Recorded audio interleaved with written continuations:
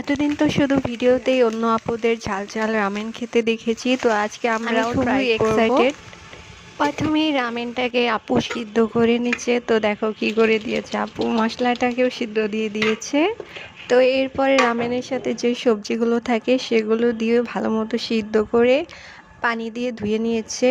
এরপর আপু এত পরিমাণ মশলা দিচ্ছিল, মশলা দেওয়া শেষ হয়নি, আরও মশলা দিতে হবে।